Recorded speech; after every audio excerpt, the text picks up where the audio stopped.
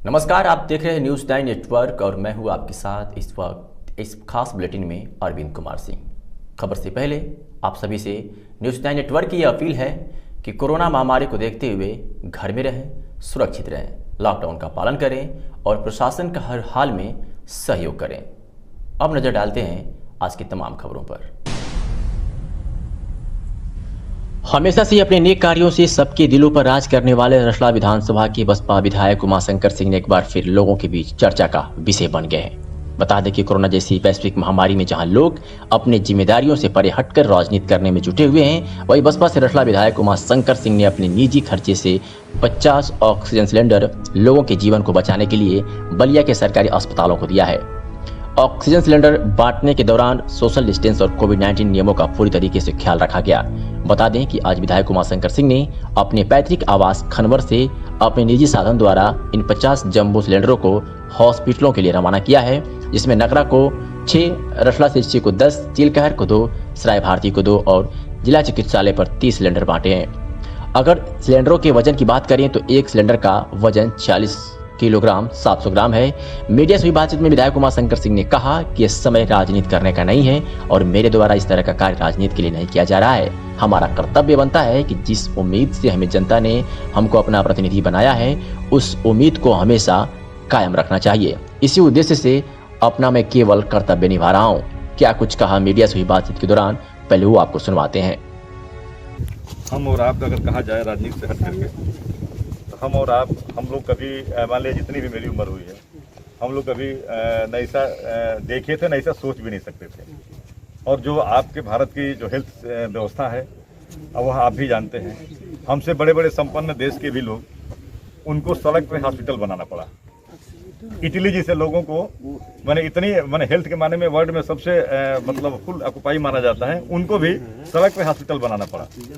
तो यह जब परेशानियां आती हैं तो नो डाउट इसमें हमको वह कमी खोजने के बजाय फिलहाल उसमें हम सबको लग करके मदद करें।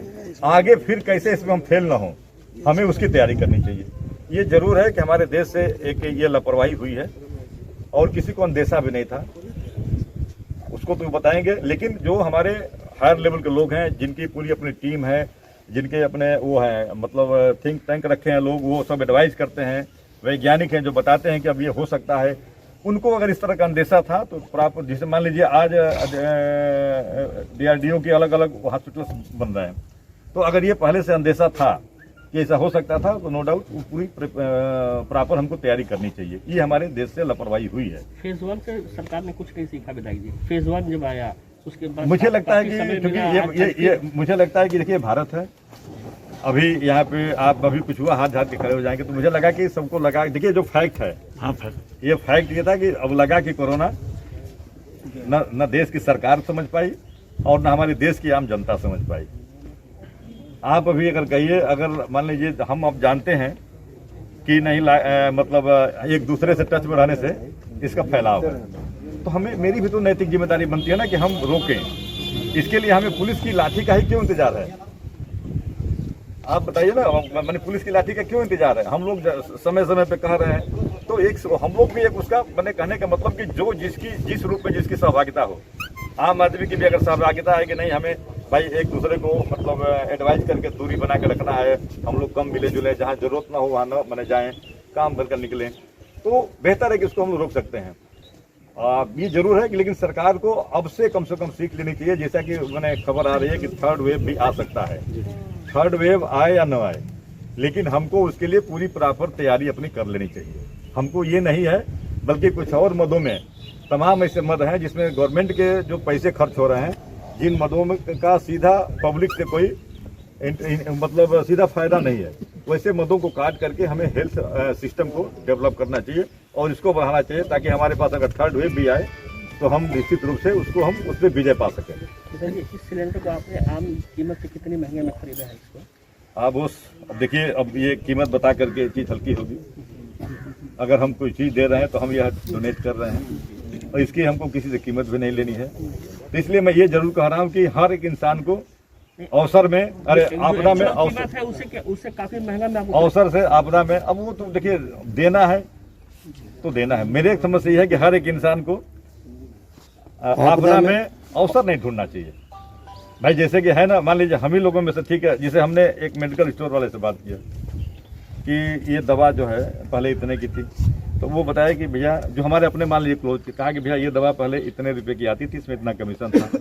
आज जहाँ हमारा होलसेलर है, होलसेलर अब हमें इतने रुपए का दे रहा है और इतना ही इसमें हम लोगों का जो मेडिकल स्टोर कमीशन है।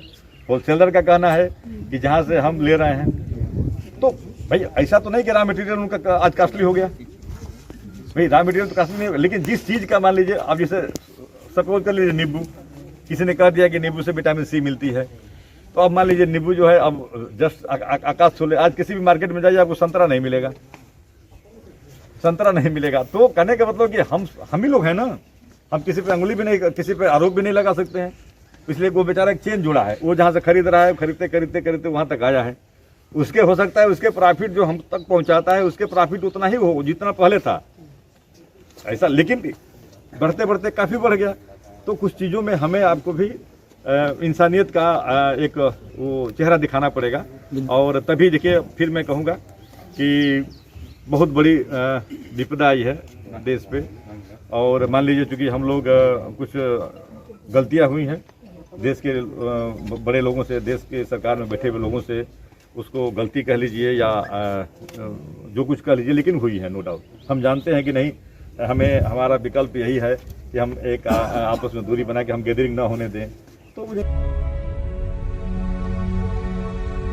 तो सुना आपने कि क्या कुछ कहा उमाशंकर सिंह ने। अगर हर जनप्रतिनिधि उमाशंकर सिंह की तरह अपने दायित्वों का निर्वहन करने लगे तो देश हमारा वाकई में एक बार फिर से सोने की चिड़िया बन जाएगा और लोग किसी भी समस्या से आसानी से निपट सकते हैं। इस अवसर पर छात्र शक्ति के डायरेक्टर रमेश सिंह, खनवर प्रधान अजय शर्मा, रणवीर सिंह सेंगर, निर्भय प्रकाश, संतोष पांडे, रंजीत सिंह पिंटू और पिंटू यादव सहित कई लोग मौजूद रहे। बताते चलें कि उमाशंकर सिंह एक सत्ता पक्ष के विधायक नहीं है, फिर भी उन्होंने अपनी जिम्मेदारियों का भरपूर निर्वहन किया है। डिजिटल नेटवर्क के लिए बलिया से अनमोल आनंद की रिपोर्ट।